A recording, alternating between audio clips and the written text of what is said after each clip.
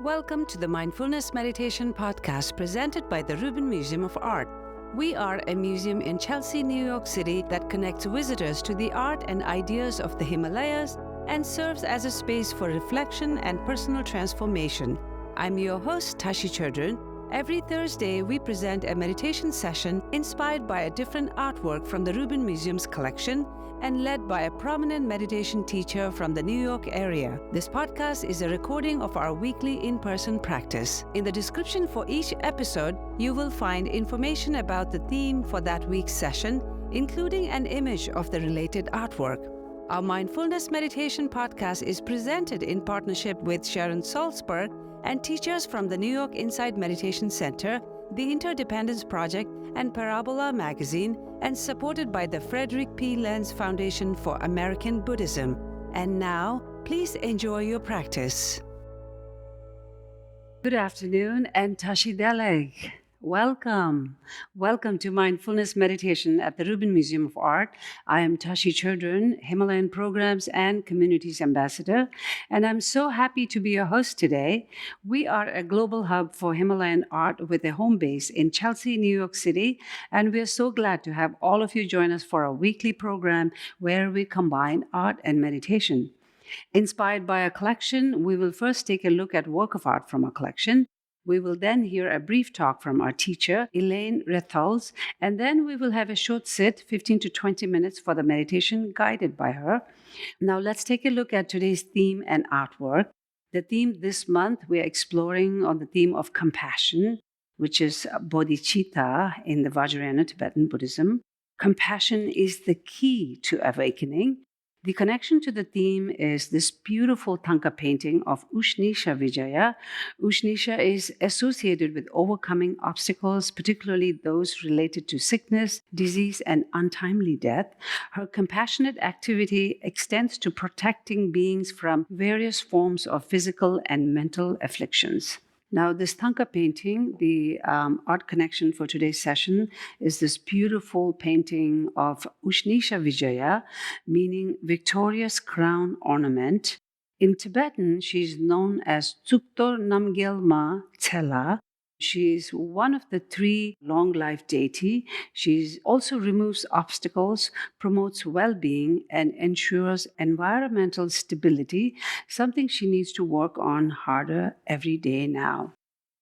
This painting is origin from Tibet, dated 18th century, mineral pigments on cloth, and it's about 50 into 38 into 2.5 inches roughly. Ushnishavijaya is the central focus of the painting. She is seated with a stupa. She bears a variety of auspicious objects in her 8 hands, including white lotus, a vajra, lasso, a bow, an arrow, and a vase filled with the nectar of immortality.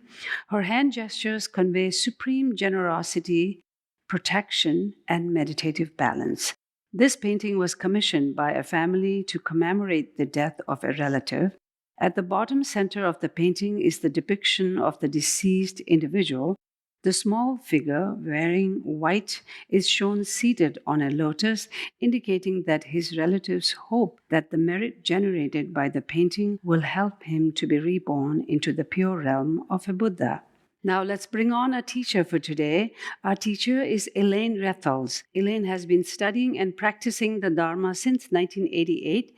In addition to teaching Dharma at New York Insight, she is a certified mindfulness-based stress reduction teacher, that is MBSR, and certified MBSR teacher trainer. She's deeply interested in helping students integrate mindfulness into daily life and has been involved in the New York Insight's diversity efforts for many years. Elaine, thank you so much for being here. Please help me in welcoming Elaine Retholtz.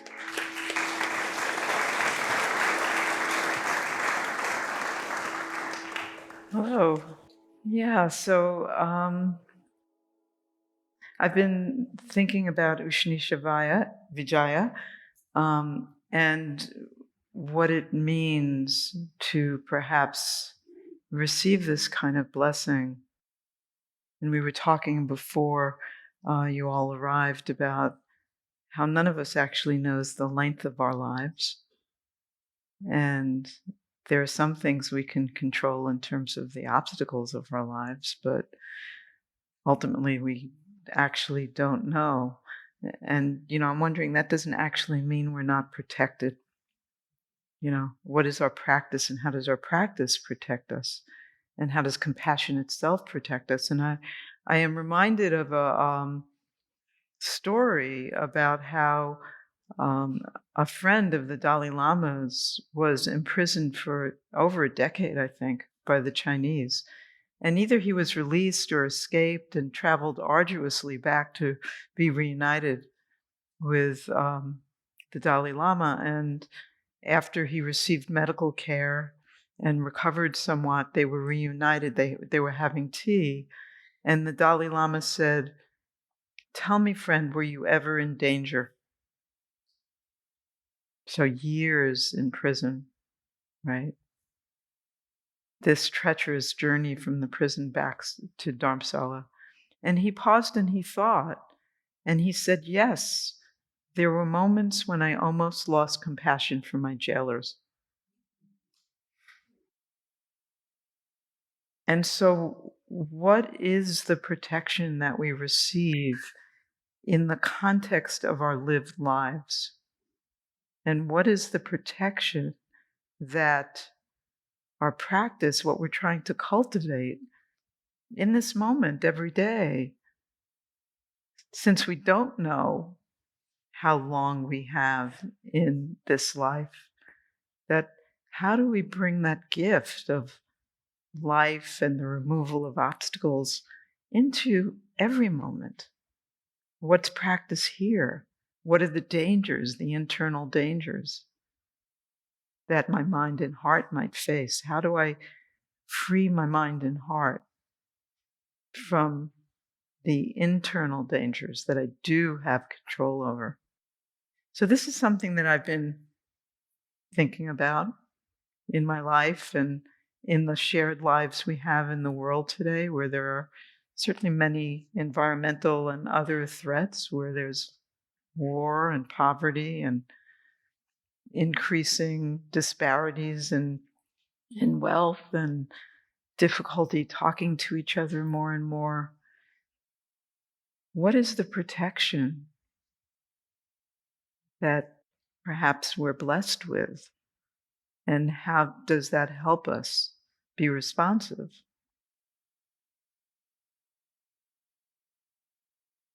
And so I want to tell you a little bit that I've learned about compassion, and it might be a different tradition. Well, I know it's a different tradition, but I don't know if it is present in the Tibetan tradition as well.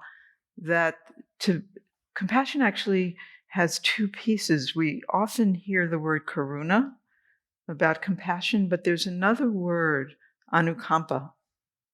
It's anukampa karuna. And the anukampa part is the heart that vibrates in the presence of suffering. It's the heart that vibrates. May it also vibrate in the presence of joy, right? But here it's almost like the empathy that we feel when we're in the presence of suffering. And for many of us, that's a very difficult thing, to actually stay present in the presence of our own or others' suffering. It's so easy to move to wanting to turn away or to fix without actually knowing what's needed, to rush in and fix, or to blame. I don't know if you know this from your own life.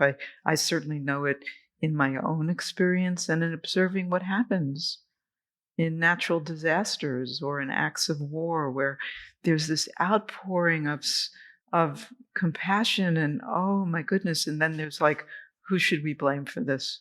We can't stay in this space. So there's the anukampa piece. And the karuna piece is, once we've allowed our hearts to vibrate and perhaps settle so that we can see more clearly, this question of how can I help? What's practice right here in this moment, right? So it's both.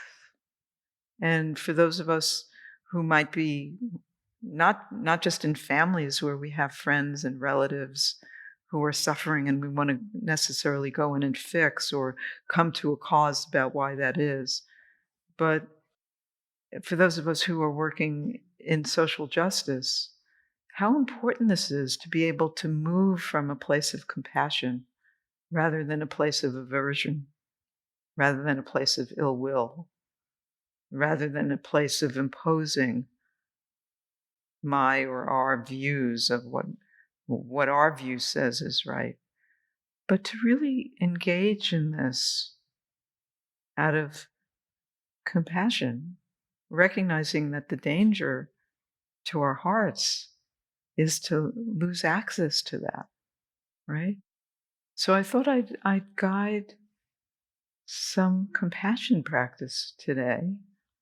And so pausing, feeling your posture, feeling your seat,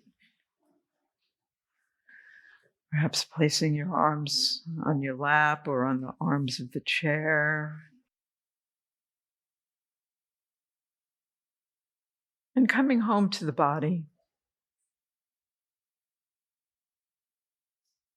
the truth of the body sitting here, not just alone, sitting here in community,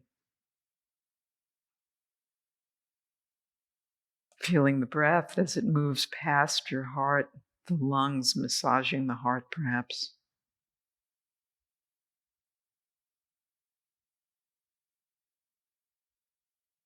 Perhaps recalling an area in your own life where there's challenge, whether it's physical, some sickness, or physical challenge, or a challenge of the mind and heart, a struggle.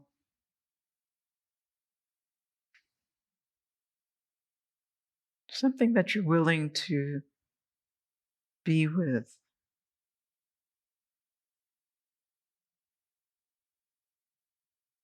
And then without rushing in, just taking a moment to pause and to receive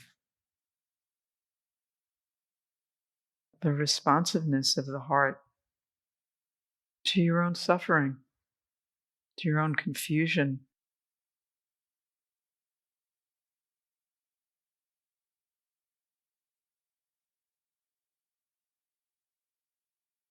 And perhaps offering you yourself, and if you like, you can put a hand on your heart or touch your cheek, really feeling your own presence. I care about this pain or this sorrow.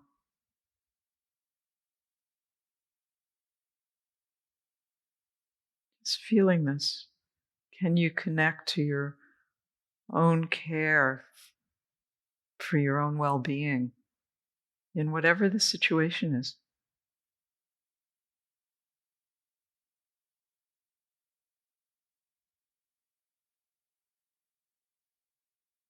May I find peace in the midst of this.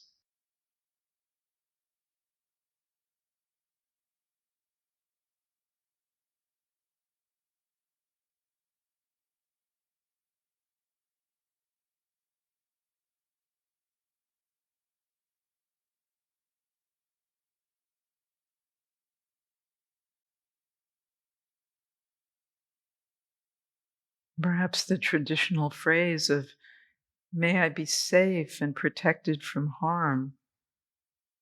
And of course, there's the external harm, but here, cultivating this wish to be moving out of kindness and compassion and generosity rather than aversion and ill will.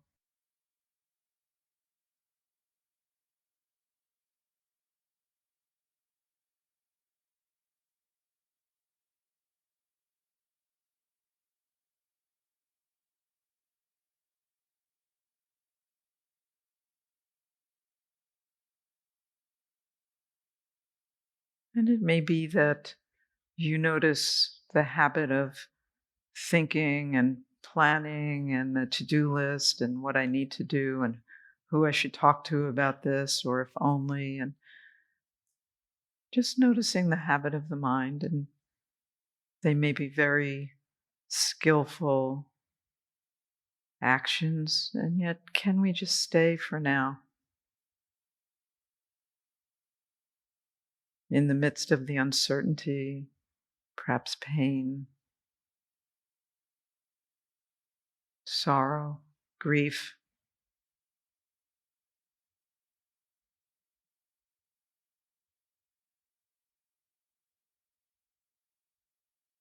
May I find my way to peace. I care about this.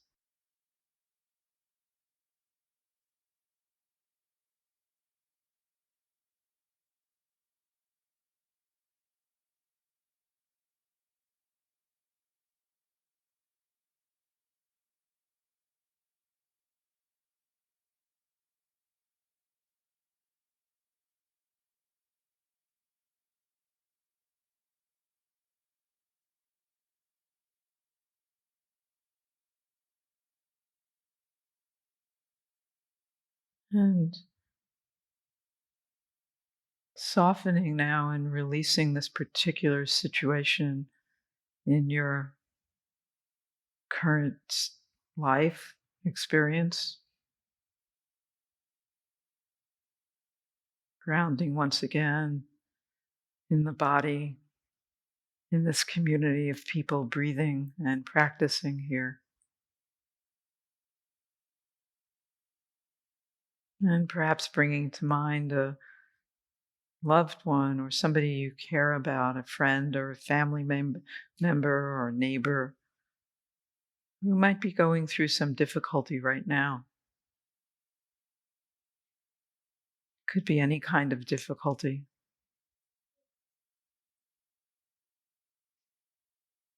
It's not a competition. It's not about measuring who deserves. We all deserve to be met with empathy and compassion.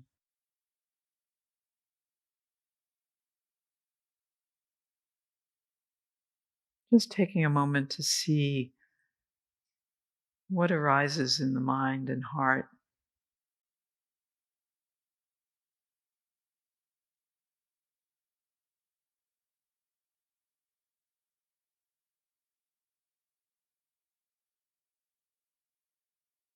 And sometimes, to be honest, when it's somebody we care about, or for sure with oneself, there might be a sense of impatience. Just figure it out already. Or perhaps there might be a sense of pity and looking down upon. But compassion is neither of those. Just like me.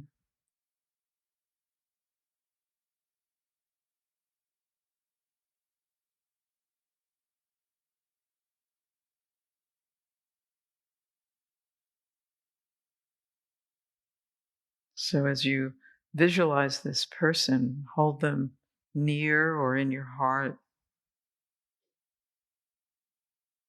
touching into your care for them.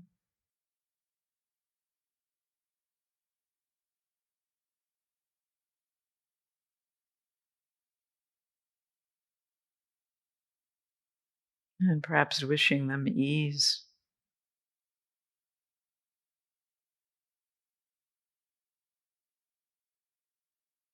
May this situation be resolved. May you move through this with grace.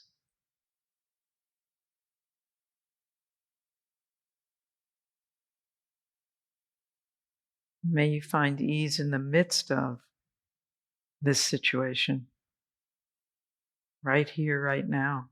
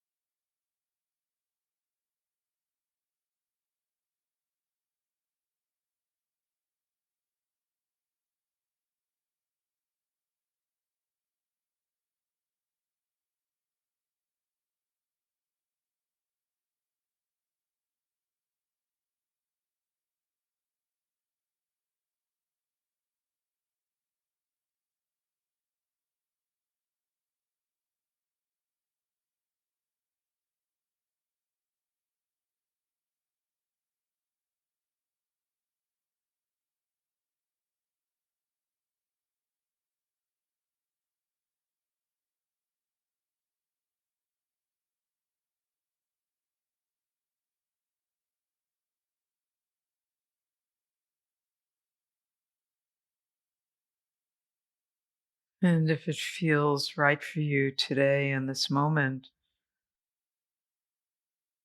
broadening the scope of care to include all beings on this planet who are experiencing the effects of climate change and environmental degradation.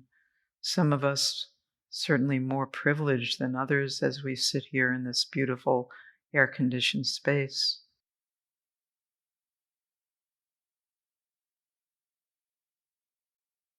But sensing our own struggles and confusion and fear and grief, and hearing the cries of this world, this planet, the trees, the animals, fish, the oceans, all beings.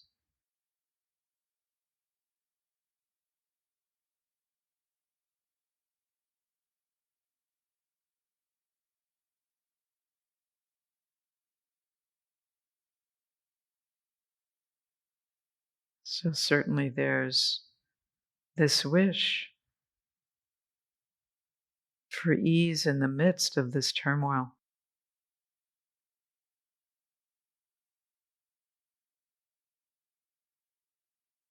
May all beings be as safe as is possible from the external environmental factors,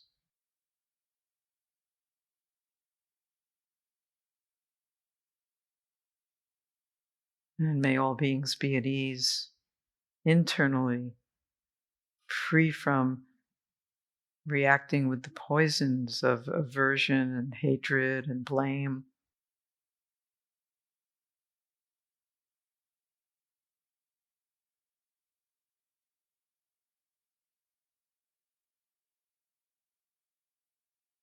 So there's a way that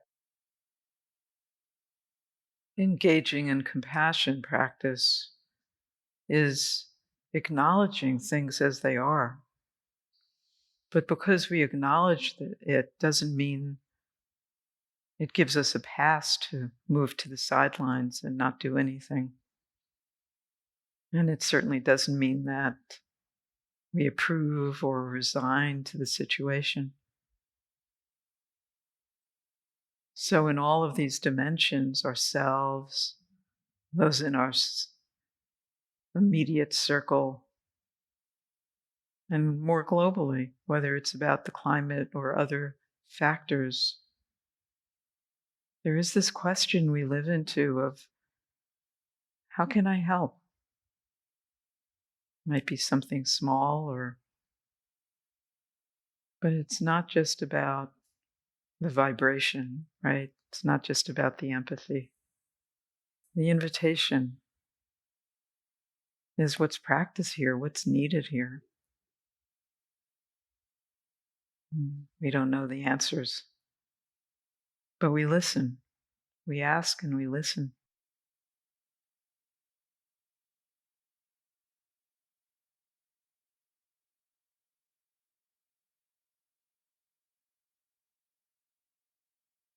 And of course, compassion practice is made possible by the cultivation of equanimity. This recognition that I care about this and things are the way they are.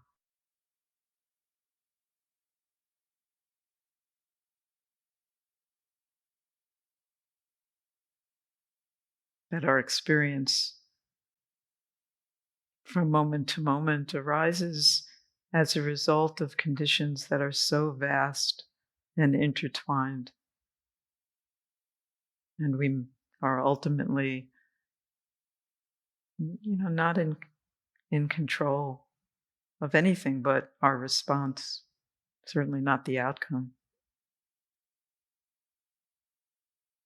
So may we have compassion, may we care, may we act, and let go of being attached to outcome. May we be at ease.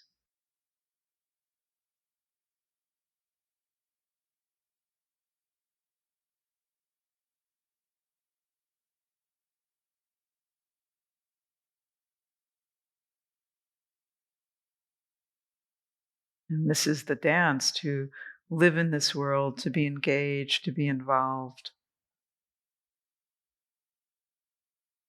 and to know things are the way they are, and to not know the outcome, to not be attached to the outcome.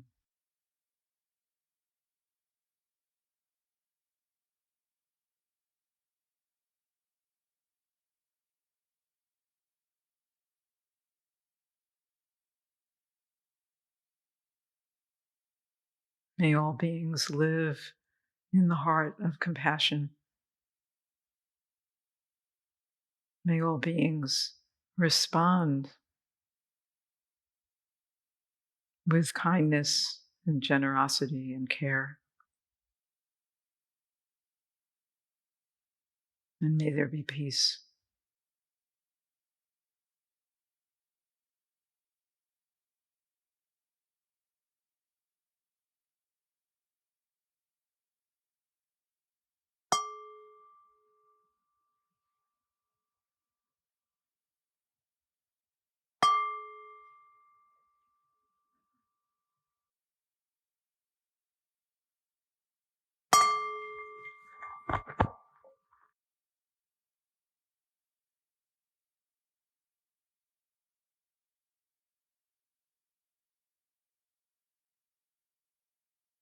Thank you so much for that, Elaine.